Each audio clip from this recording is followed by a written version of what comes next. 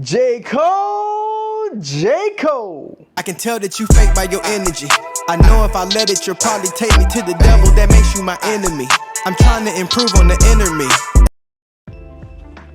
As a rapper myself, man, I ain't trying to go on no motherfucking rant because I gotta jump back in the studio soon. But god damn, boy, J. Cole, what the fuck? Bruh, I get it, man. I get it. You know, one thing about J. Cole, not wanting to be somebody that played the industry games, and he's somebody that he on that red pill energy. He want to keep it inside. He's in search of his truth and the ultimate truth as it pertains to him. And I respect that and I applaud that. But yo, bruh, we gotta talk about this. We gotta talk about this. Because as an artist myself, I've been through too much to hear this shit and not say nothing about it, bro. First off, let's talk about it. You can't say that you are out rapping people in their records, and then when somebody you pick on that's your own size really step, you step away. So then my thing is, at what point did you say this to yourself when you was writing the song? So, cause you gotta understand, to write a song, bro, you gotta sit down and think about it, nigga, bro. You gotta sit down and think about what you gonna say. You gotta make it rhyme. Then you gotta make it witty. You gotta do all of that to make the record. So at what point when you was making this record did you not say, you know what, maybe I shouldn't do this? To me, first of all, you shouldn't apologize, but second of all, you didn't need to.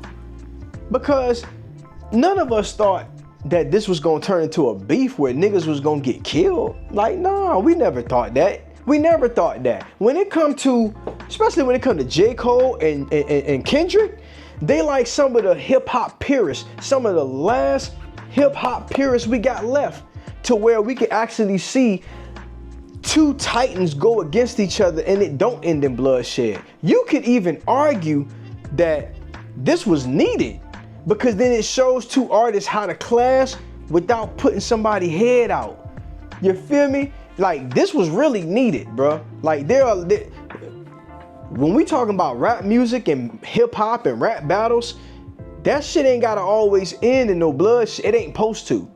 It's a lot of it's a lot of the generations where they don't know how to do rap for real, so that's why they take it to that point. But we all know, real rappers know why they do that shit, dog. Like, it don't be that serious. But them niggas can't really rap like that, so that's why they be doing that shit.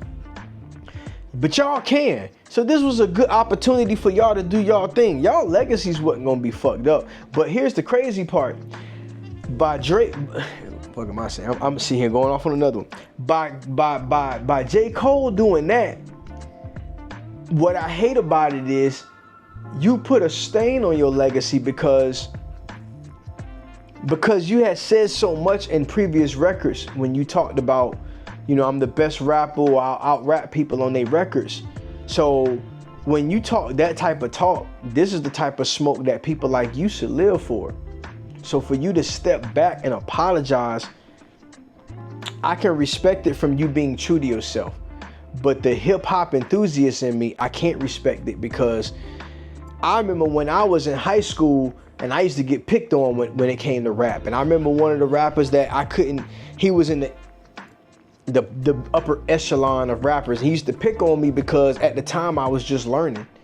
And he thought I was an easy meal. He thought he could make jokes on me and shit. And I stepped up to him and I battled him, man, and I won. But I was scared, man. My legs felt like cinder blocks. I was scared, for real, because I was standing up for myself. And I wasn't sure if I had the bars, but I just so happened to come out on top of that situation. But it's like, as a kid, I knew I had to stand up. You know what I'm saying? So it's like, I know you knew you had to do that. You know what I'm saying? And I feel like the apology wasn't necessary, because it wasn't, unless you know something we don't know. And maybe that's the case. Maybe there was something going on in the background. But for what we saw, I don't think none of us consumers, because at that point we are consumers, we watching y'all two do y'all thing. I don't think we thought that y'all was gonna really be shooting out or shooting. I don't think we thought y'all was gonna be shooting it out. I don't think we thought that. I don't think nobody thought that. So the apology wasn't necessary. You know, then on top of that, it would have helped the spirit of hip hop, if, you know, for people who still are hip hop enthusiasts, because you could have had a harmless battle. That's no different than watching the versus battles, because some of those people were like old school hip hop that if you didn't know, you wouldn't have knew who those guys were, right? There's people who don't know who the Locks are, who don't know who Dipset are. They don't know there are kids who don't know their impact on this world, but we knew. And them niggas they ain't shoot it out. Don't get me wrong, Dipset, they got clobbered. but it didn't come to nobody dying. You know, it was a great moment. Why couldn't you and Kendrick be that? What was wrong with that?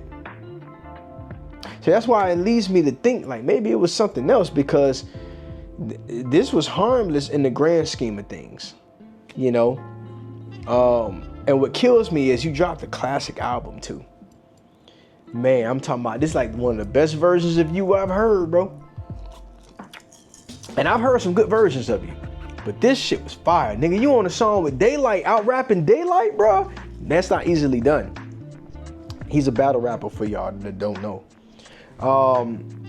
But damn, bro, like you dropped low key, like a damn near classic album, bro.